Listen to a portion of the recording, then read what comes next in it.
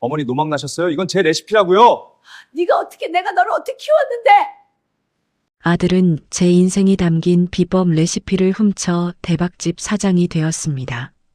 그런 아들 가게 바로 옆에 똑같은 가게를 연 제 마음을 사람들은 무모하다고 했을까요? 원조와 가짜의 피할 수 없는 대결. 과연 저는 배신한 아들에게 제 인생의 맛을 되찾아올 수 있었을까요?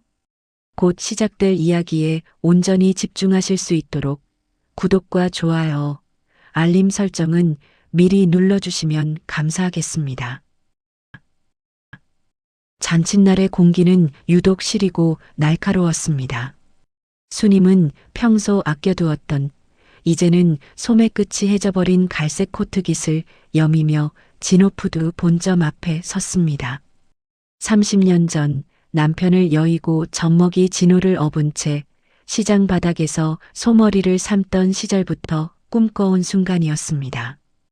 아들의 이름이 박힌 번듯한 건물을 보며 수님은 눈시울이 붉어졌습니다. 하지만 그 기쁨은 오래가지 않았습니다. 행사장 입구에서부터 들려오는 아들의 목소리는 수님이 알던 다정한 아들의 것이 아니었습니다. 이 국밥의 육수 배합비는 제가 수천 번의 시행착오 끝에 완성한 저만의 철학입니다. 단상 위에서 화려한 조명을 받으며 자신 있게 외치는 진호의 모습에 수님은 얼어붙었습니다. 그가 말하는 천재적인 비법은 수님이 매일 밤잠을 설쳐가며 소뼈의 핏물을 빼고 잡내를 잡기 위해 산초와 비법 약재를 넣던 바로 그 비율이었습니다. 수님은 떨리는 걸음으로 행사장 안으로 들어섰습니다. 아들에게 묻고 싶었습니다. 왜 엄마의 평생이 담긴 노력을 내 것이라 말하느냐고. 하지만 수님의 앞을 가로막은 것은 아들이 아닌 화려하게 치장한 며느리 소라였습니다. 어머니, 여기가 어디라고 이런 차림으로 오세요? 손님들 수준 좀 보세요. 당장 나가세요. 소라의 목소리는 얼음장처럼 차가웠습니다. 수님은 기가 막혀 소라의 손을 뿌리치려 했지만 소라는 더욱 세게 수님의 팔을 비틀었습니다. 어머니 식당은 이미 진호 씨가 인수 절차 끝냈어요. 이제 이 맛은 법적으로 진호 씨 거예요. 노인네가 주책 없이 나서서 아들 앞길 망치지 말고 조용히 계세요. 수님은 가슴이 뻥 뚫린 것 같았습니다. 내 아들이, 내가 금지옥 옆 키운 내 자식이 며느리와 짜고 내 전부를 훔쳐갔다는 사실이 믿기지 않았습니다. 수님은 홀린 듯 주방 쪽으로 향했습니다. 직접 국물을 확인해야 했습니다. 하지만 주방 입구에서 보안 요원들에게 가로막혔습니다. 그때 단상에서 내려온 진호가 다가왔습니다. 수님은 아들의 손을 잡으려 했지만 진호는 질색하며 손을 뒤로 뺐습니다. 여러분, 죄송합니다. 저희 어머니께서 요즘 치매 증세가 심해지셔서 자꾸 본인이 이 레시피를 만들었다고 착각을 하시네요. 비서, 빨리 어머니 모셔다 드려. 진호의 입에서 나온 치매라는 단어는 수님의 심장에 박힌 마지막 비수였습니다. 주변 사람들의 수군거림이 파도처럼 밀려왔습니다. 아이고, 아들이 잘 나가니 노망이 났나 보네. 효자 아들 앞길 막는 노인네네. 수님은 억울함에 목이 메어 아무 말도 나오지 않았습니다. 보안 요원들의 손에 끌려나가며 수님은 바닥에 떨어진 꽃다발을 보았습니다. 아들의 성공을 축하하기 위해 새벽 시장에서 가장 싱싱한 놈들로 골라온 꽃들이 사람들의 구두발에 지시겨지고 있었습니다. 행사장 문이 닫히며 들려오는 아들의 호탕한 웃음소리가 수님의 귀청을 찢는 것 같았습니다. 세상은 수님에게 단 한 뼘의 온기도 허락하지 않았습니다. 아들의 집이라고 믿었던 곳, 실상은 수님의 피땀 어린 돈으로 마련한 그 집에서 그녀는 짐짝처럼 밀려났습니다. 어머니, 이게 다 어머니를 위한 거예요. 좋은 요양원에서 편히 쉬시라니까요. 진호의 목소리는 문틈 사이로 칼날처럼 박혔습니다. 복도 바닥에는 수님이 아끼던 옥색 한복과 낡은 사진첩들이 빗물에 젖어 흉측하게 널브러져 있었습니다. 수님은 떨리는 손으로 문을 두드렸습니다. 진호야, 내가 어떻게 나한테 이럴 수 있어? 내가 너를 어떻게 키웠는데? 하지만 돌아오는 것은 소라의 비웃음 섞인 목소리였습니다. 어머니, 아직도 상황 파악이 안 되세요? 이 집 벌써 진호 씨 명의로 넘긴 지 오래예요. 증여 서류에 도장 찍으실 때 치매 아니셨잖아요. 법대로 하세요, 법대로. 소라는 수님이 목숨처럼 아끼던 낡은 레시피 노트를 문틈으로 던졌습니다. 30년 세월이 담긴 종이들이 갈기갈기 찢겨 비바람에 날아갔습니다. 수님은 비틀거리며 자신이 30년간 지켜온 식당으로 향했습니다. 마지막 희망이었습니다. 하지만 그곳조차 이미 수님의 자리가 아니었습니다. 수님네 소머리 국밥이라는 정겨운 간판은 바닥에 처박혀 있었고 그 자리에는 진호푸드 가맹 1호점 예정지라는 세련된 현수막이 걸리고 있었습니다. 인부들이 짐을 드러낼 때마다 수님의 심장도 한 조각씩 떨어져 나가는 것 같았습니다. 남편과 찍은 유일한 사진이 담긴 액자가 깨진 유리창 사이로 버려지는 것을 보며 수님은 무너져 내렸습니다. 비는 그칠 줄 모르고 쏟아졌습니다. 수님은 젖은 몸을 이끌고 한강 다리 위에 섰습니다. 자식 하나 믿고 살아온 세월이 너무나 허망했습니다. 그래, 내가 죽어야 이 지옥이 끝나지. 차가운 강물을 내려다보며 신발을 벗으려던 순간 수님의 머릿속에 아들의 마지막 비웃음이 스쳐 지나갔습니다. 어머니 맛은 이제 구식이에요. 누가 그런 걸 돈 주고 먹어요? 그 말 한마디가 수님의 꺼져가던 생명줄에 불을 지폈습니다. 아니다. 이렇게 죽을 순 없다. 수님은 꽉 쥔 주먹을 부르르 떨었습니다. 아들이 훔쳐간 것은 단순한 레시피가 아니라 그녀의 인생이었습니다. 그리고 아들은 큰 착각을 하고 있었습니다. 그녀가 가르쳐 준 것은 껍데기일 뿐, 진짜 알맹이는 아직 수님의 손안에 있다는 것을요.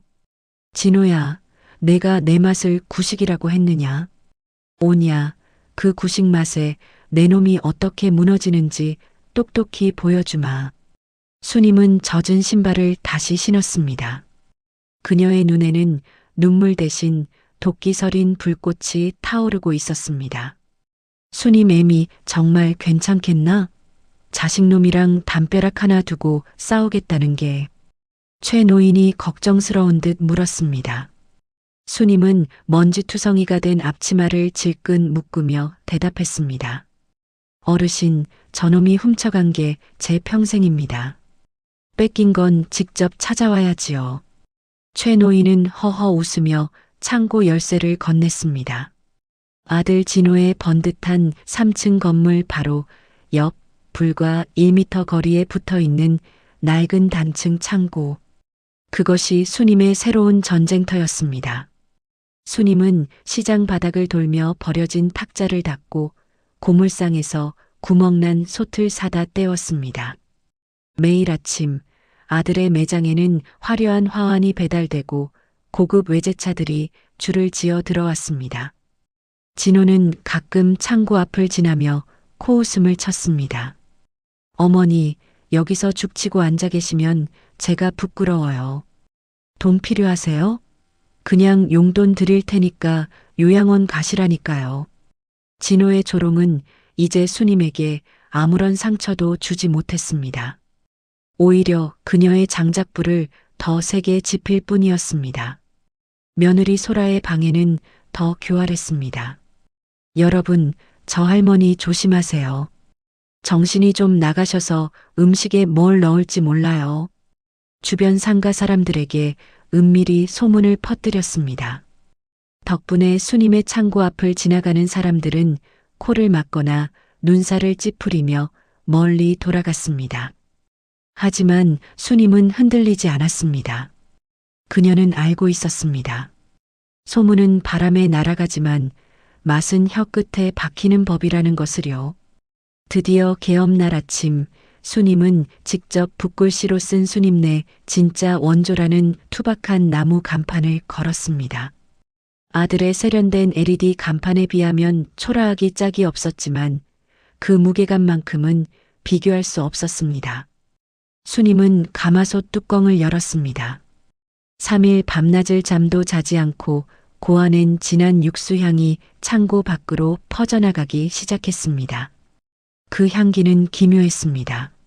아들네 집의 인공적인 조미료 냄새를 단숨에 덮어버리는 깊고 구수한 진짜 사람 사는 냄새였습니다. 길을 지나던 사람들이 하나둘 걸음을 멈추고 콧구멍을 실룩거렸습니다. 이 냄새. 옛날 시장통에서 먹던 그 냄새인데? 아들의 매장으로 향하던 발길들이 묘하게 흔들리기 시작했습니다. 수님은 국자를 내려놓으며 입술을 굳게 다물었습니다. 이제 막 1미터의 전쟁이 시작된 것입니다. 이 맛이지. 주인 할머니, 이 국물은 대체 어떻게 내는 거요? 속이 확 풀리네. 첫 손님이었던 택시 기사 김 씨가 그릇을 비우며 소리쳤습니다. 그 외침은 신호탄이었습니다. 치매 노인이 하는 식당이라던 악의적인 소문은 진짜 원조가 돌아왔다는 찬사로 바뀌었습니다.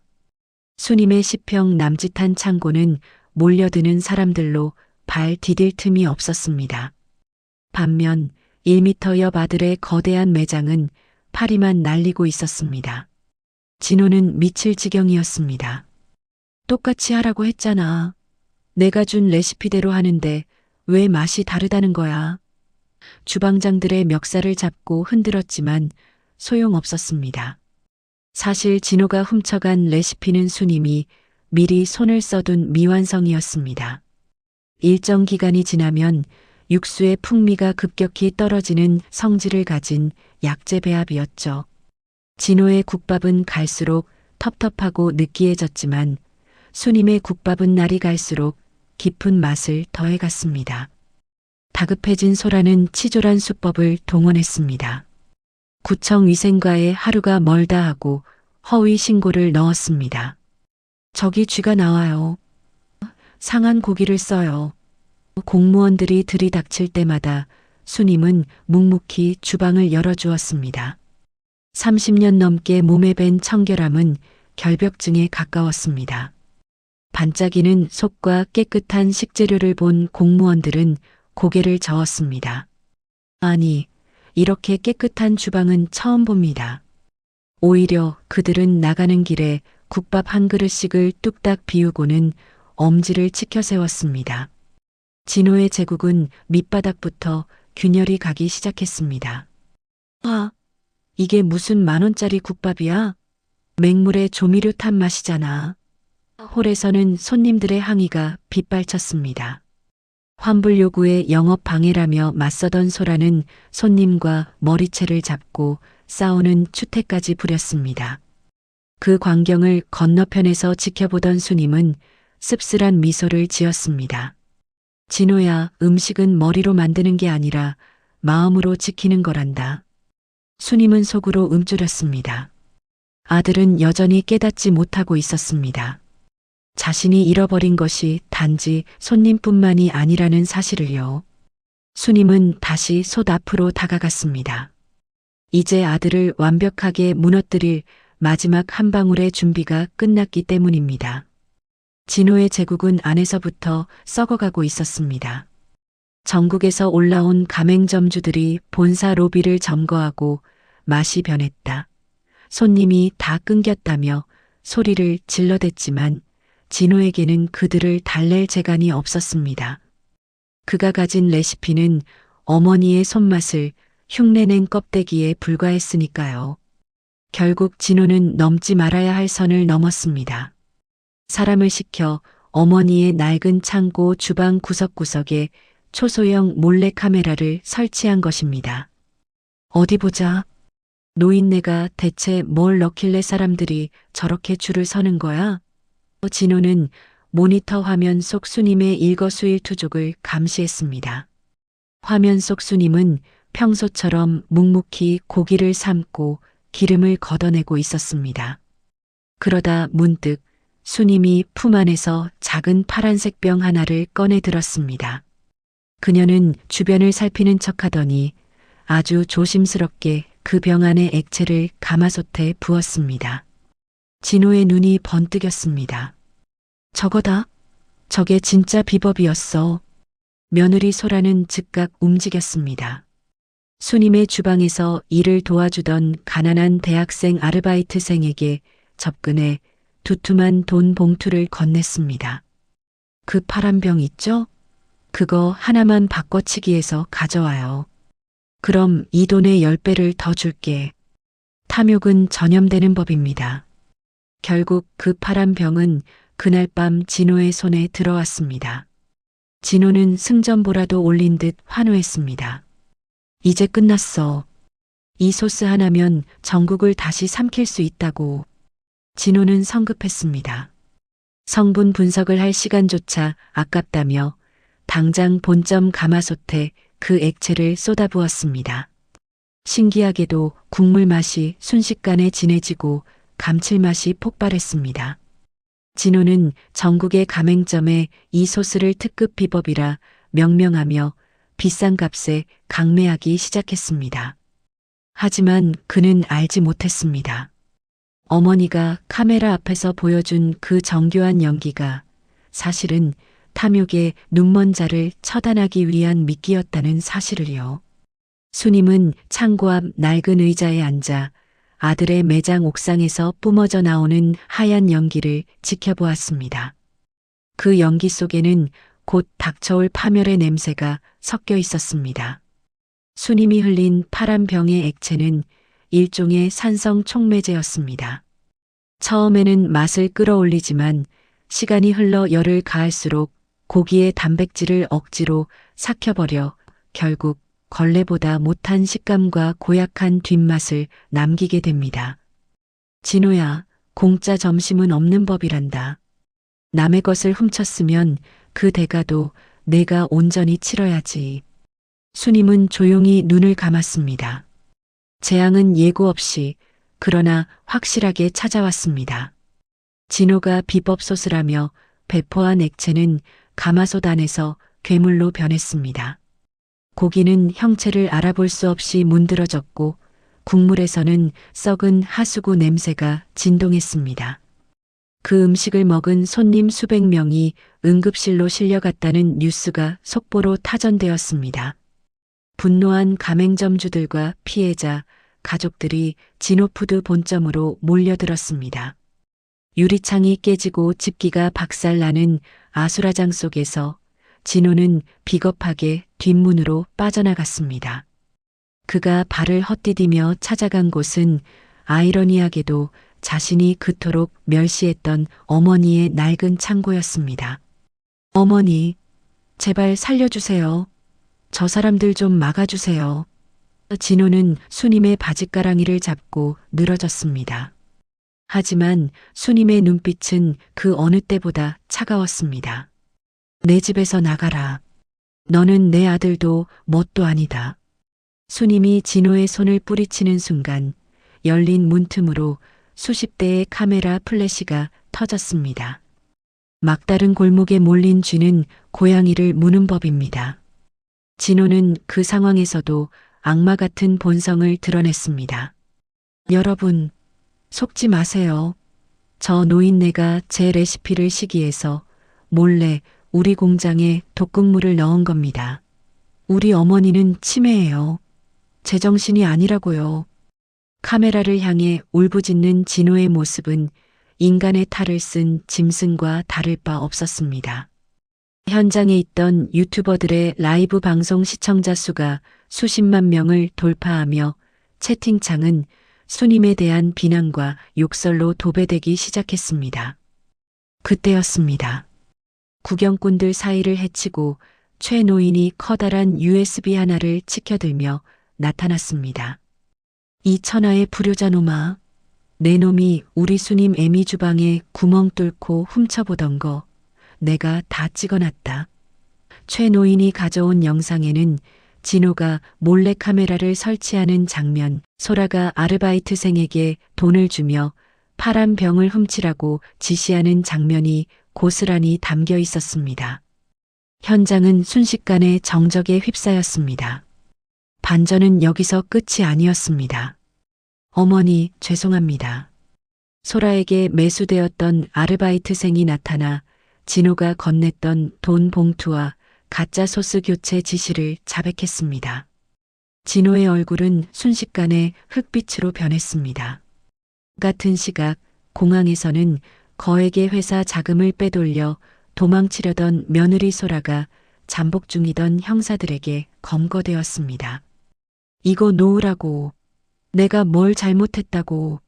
소라의 비명이 공항 로비에 울려 퍼졌지만 그녀를 기다리는 것은 화려한 해외 휴양지가 아닌 차가운 철창뿐이었습니다.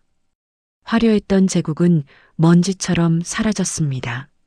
진호의 이름 뒤에 붙던 청년 성공 신화라는 수식어는 역대급 불효자 사기꾼으로 바뀌었습니다. 모든 재산이 압류되고 친구와 동료들이 모두 등을 돌린 비오는 밤, 진호는 갈 곳이 없었습니다. 그는 본능적으로 냄새를 따라갔습니다. 구수하고 따뜻한, 한때 자신이 구식이라며 비웃었던 그 국밥 냄새를요. 진호는 빗물이 고인 진흙바닥에 무릎을 꿇었습니다. 어머니, 제가 잘못했어요. 배가 너무 고파요. 수님은 굳게 닫혔던 문을 천천히 열었습니다. 문 밖에는 아들이 아닌 욕망에 눈이 멀어 영혼까지 파먹힌 가련한 짐승 한 마리가 떨고 있었습니다. 수님은 아무 말 없이 주방으로 들어가 가스불을 켰습니다. 잠시 후 김이 모락모락 나는 국밥 한 그릇이 진호 앞에 놓였습니다. 진호는 숟가락도 쓰지 않고 그릇째 들고 국물을 들이켰습니다. 그래, 이 맛이야. 엄마, 이 비법만 나한테 주면 나 다시 일어설 수 있어. 제발.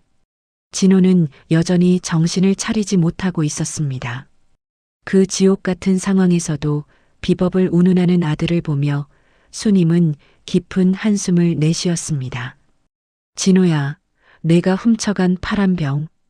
그건 비법이 아니라 내 탐욕을 시험한 거였다. 진짜 비법은 따로 있어.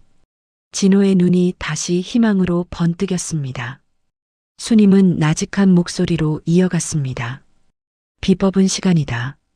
핏물을 빼는 10시간, 뼈를 고는 20시간, 그리고 손님이 오길 기다리는 정성. 너는 그 시간을 돈으로 사려 했지. 수님은 아들이 비운 그릇을 치웠습니다. 그릇이 놓여있던 자리에는 젖은 종이 한 장이 놓여 있었습니다. 그것은 수님이 미리 작성해둔 자수서였습니다. 이 국밥은 내가 너에게 주는 마지막 정이다. 이 그릇을 비웠으면 이제 내 죄를 받으러 가거라. 그게 내가 너를 아들로서 마지막으로 사랑하는 방법이다. 진호는 자수서와 수님의 얼굴을 번갈아 보며 손을 떨었습니다. 진호는 결국 자수서를 손에 쥐고 밖으로 걸어 나갔습니다. 식당 앞에는 미리 연락을 받은 경찰들이 기다리고 있었습니다. 차가운 수갑이 아들의 손목에 채워지는 순간 수님은 평생 참아왔던 눈물을 터뜨렸습니다. 그것은 슬픔의 눈물이 아니라 길고 길었던 악연과 배신의 사슬을 끊어내는 해방의 눈물이었습니다. 아들을 태운 경찰차가 빗줄기를 뚫고 멀어지는 것을 보며 수님은 식당의 불을 껐습니다. 세월은 상처를 덮고 그 위에 새로운 새살을 돋게 했습니다. 수님의 낡은 창고는 이제 전국에서 모여든 청년 요리사들의 배움터가 되었습니다. 수님은 더 이상 아들을 향한 복수심으로 솥을 저을 필요가 없었습니다. 대신 정직하게 땀 흘려 성공하고 싶은 청년들에게 자신의 30년 비법을 아낌없이 내어주었습니다. 얘들아, 국물은 속일 수 있어도 손님 입은 못 속인다. 알겠느냐? 수님의 호통 섞인 가르침에 청년들은 활짝 웃으며 대답했습니다. 수님이 전수한 레시피는 전국으로 퍼져나갔습니다. 하지만 과거 진호의 프랜차이즈와는 달랐습니다. 수님의 아이들이라 불리는 이들은 저마다의 동네에서 가장 정직하고 따뜻한 국밥 한 그릇을 팔았습니다. 사람들은 그 맛을 보며 말했습니다. 이 맛에는 사람 냄새가 나네. 수님은 그 소식을 들을 때마다 마당의 장독대를 닦으며 흐뭇한 미소를 지었습니다. 복수는 미움으로 끝내는 것이 아니라 선한 영향력으로 덮는 것임을 그녀는 몸소 보여주고 있었습니다. 찬바람이 불던 어느 날 수님은 오랜만에 진호를 찾아갔습니다. 수의를 입고 삭발을 한 아들의 모습은 몰라보게 수척해져 있었습니다. 하지만 그 눈빛만은 예전의 도끼가 빠진 채 맑아져 있었습니다. 어머니, 제가 지은 죄가 너무 커서 얼굴을 들 수가 없어요. 진호의 목소리가 떨렸습니다. 수님은 말없이 유리창 너머로 아들의 손이 있을 위치에 자신의 손을 댔습니다. 됐다. 내가 내 잘못을 알았으면 그것으로 충분하다. 진호는 그날 면회실에서 태어나 처음으로 어머니를 위해 기도했습니다. 자신의 욕망이 망가뜨린 어머니의 인생을 생각하며 피눈물을 쏟았습니다. 어머니, 여기서 나가면 그때는 진짜 제가 어머니 위해서 맛있는 밥 지어드릴게요. 비법 같은 거 없어도 정성 가득 담아서요. 그 말 한마디에 수님의 가슴 속에 남아있던 마지막 앙금이 씻겨 내려갔습니다. 용서는 가해자가 구걸하는 것이 아니라 피해자가 스스로를 위해 베푸는 마지막 선물임을 수님은 깨달았습니다. 수님은 이제 작은 시골집에서 여생을 보냅니다. 아침이면 마당을 쓸고 낮이면 찾아오는 청년 제자들과 담소를 나눕니다. 비록 화려한 빌딩도 수십억의 재산도 없지만 그녀의 마음만은 그 어느 때보다 풍요롭습니다. 그녀가 남긴 레시피는 단순한 요리법이 아니었습니다. 배신을 이겨낸 용기, 탐욕을 경계하는 지혜, 그리고 끝내 지켜낸 인간의 도리였습니다. 지평선 너머로 저무는 노을을 보며 수님은 생각했습니다. 그래, 인생의 진짜 맛은 이제부터 시작이구나. 아들이 세운 탐욕의 성벽이 무너진 자리에는 새로운 희망의 싹이 돋아났습니다. 진호가 어머니를 비웃으며 세웠던 그 화려한 본사 건물은 이제 정직한 맛 연구소라는 새 이름을 달았습니다. 수님은 더 이상 낡은 창고 식당의 할머니가 아니었습니다. 그녀는 정직하게 땀 흘려 성공하고 싶은 이들의 든든한 버팀목이자 세상에 단 하나뿐인 진짜 맛을 전수하는 스승이 되었습니다.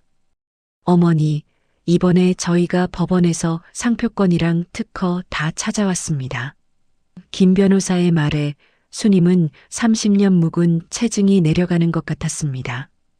아들과 며느리가 비겁하게 훔쳐갔던 그녀의 이름 박수님 석자와 평생의 피땀이 서린 국밥 레시피가 드디어 제 주인을 찾은 것입니다. 수님은 그 서류들을 품에 안고 한참을 울었습니다. 그것은 단순히 돈의 문제가 아니라 짓밟혔던 그녀의 존엄을 되찾은 순간이었기 때문입니다. 하지만 수님의 복수는 여기서 끝이 아니었습니다. 그녀는 매일 아침 가장 좋은 고기를 골라 직접 국을 끓였습니다. 그리고 그 국밥을 차갑게 식지 않도록 보온병에 담아 아들이 수감된 교도소로 보냈습니다. 이걸 왜 저놈한테 주십니까? 최 노인이 혀를 찼지만 수님은 묵묵히 뚜껑을 닫았습니다. 죄는 미워도 자식 입에 들어가는 건 애미가 챙겨야지 않겠습니까? 저놈이 이 국물을 먹을 때마다 제가 지은 죄가 얼마나 쓴지 알게 하려는 겁니다. 진호는 매일 점심 어머니의 국밥을 마주했습니다. 처음에는 분노하며 그릇을 내동댕이 치기도 했습니다. 하지만 며칠이 지나고 배고픔에 못 이겨 한술 뜬 국물 맛은 그의 심장을 갈기갈기 찢어 놓았습니다. 그 국물에는 자신을 의사로 만들고 장가 보내고 뒤치다꺼리하느라 휘어버린 어머니의 등뼈 맛이 났습니다. 진호는 국밥 그릇에 눈물을 뚝뚝 흘리며 참회했습니다.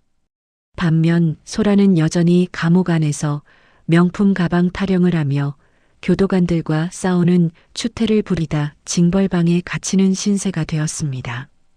어느덧 수님네 간판을 단 식당들이 전국에 100여 개가 넘게 생겼습니다. 하지만 이전의 프랜차이즈와는 질적으로 달랐습니다. 수님은 가맹비를 단 한 푼도 받지 않았습니다. 대신 한 가지 조건을 걸었습니다. 하루에 국밥 10그릇은 반드시 동네 독거노인들에게 무료로 대접해라. 수님의 제자들은 그 약속을 철저히 지켰습니다. 수님은 이제 전국에 수백 명의 자식을 둔 어머니가 되었습니다. 그녀의 얼굴에는 도끼 대신 인자한 미소가 피어올랐고 그녀의 손맛은 전설이 되어 사람들의 가슴 속에 깊이 새겨졌습니다. 겨울의 끝자락, 차가운 교도소 철문이 무겁게 열렸습니다. 그곳에서 한 남자가 나옵니다. 예전에 오만했던 사업가의 모습은 온데간데 없고 흰머리가 희끗희끗한 중년의 남자가 고개를 숙인 채 걸어 나왔습니다. 진호였습니다. 그는 문 앞에 서 있는 수님을 보고는 그대로 바닥에 엎드러졌습니다. 차가운 아스팔트에 이마를 찌우며 그는 오열했습니다. 어머니, 죄송합니다. 제가 죽을 죄를 졌습니다. 수님은 말없이 다가가 아들의 거친 손을 잡았습니다. 됐다. 추운 데서 고생 많았다. 일단 이거부터 먹자. 수님이 건넨 것은 따뜻한 국밥이었습니다. 진호는 길바닥에 앉아 어머니가 떠주는 국밥을 먹었습니다. 예전에 훔쳤던 그 레시피의 맛이 아니었습니다. 훨씬 투박하고 훨씬 진하며 말로 표현할 수 없는 사랑의 맛이 담긴 진짜 국밥이었습니다. 진호는 국밥을 삼키며 깨달았습니다. 어머니가 자신에게 준 마지막 복수는 파멸이 아니라 진짜 인간이 될 기회였다는 사실을요. 진호는 다시 시작했습니다. 사장실이 아닌 주방 구석, 산더미처럼 쌓인 설거지 통 앞이 그의 새로운 자리였습니다. 그는 불평 한마디 없이 그릇을 닫고 바닥을 쓸었습니다. 사장님, 이제 그만 쉬세요. 제자들이 말려도 그는 웃으며 고개를 저었습니다. 아니에요. 저는 여기서부터 다시 배워야 합니다. 우리 어머니가 30년 동안 하신 일이 얼마나 고귀한 건지 이제야 조금 알 것 같거든요. 진호의 이마에는 땀방울이 맺혔고 그의 눈에는 더 이상 탐욕의 안개가 끼지 않았습니다. 소라의 소식은 간간히 들려왔습니다. 출소 후 예전의 화려한 생활을 잊지 못해 사기를 치다 다시 쫓기는 신세가 되었다는 소문, 혹은 어느 지방 식당에서 설거지를 하며 근근히 살아간다는 이야기들이었죠. 수님은 그 소식을 들을 때마다 조용히 기도를 올렸습니다. 그녀 역시 언젠가는 진정한 맛의 의미를 깨닫길 바라면서요. 수님은 이제 무거운 국자를 내려놓았습니다. 그녀의 비법은 책 한 권에 담겨 세상 모든 이의 주방으로 흘러들어갔습니다. 은퇴하는 날 수님은 남편의 묘소 앞에 섰습니다. 여보, 이제 자식 농사 제대로 지어놓고 당신 곁으로 갈 준비가 된 것 같아요. 그녀의 목소리는 바람처럼 가벼웠습니다. 노을이 붉게 물드는 언덕, 진호와 나란히 앉은 수님은 인생이라는 긴 여정을 되돌아보았습니다. 쓰디쓴 배신도 뜨거운 분노도 결국은 인생이라는 큰 가마솥 안에서 깊은 맛을 내는 재료일 뿐이었습니다. 진호야, 국물 식기 전에 먹어라. 네, 어머니. 두 사람의 웃음소리가 노을 속으로 구수하게 퍼져나가며 이야기는 막을 내립니다. 이번 이야기 여러분은 어떻게 보셨나요? 댓글로 여러분의 소중한 생각을 자유롭게 남겨주세요. 구독과 좋아요, 알림 설정은 다락방 열차가 다음 역을 향해 나아가는데 가장 큰 힘이 됩니다. 시청해 주셔서 진심으로 감사합니다.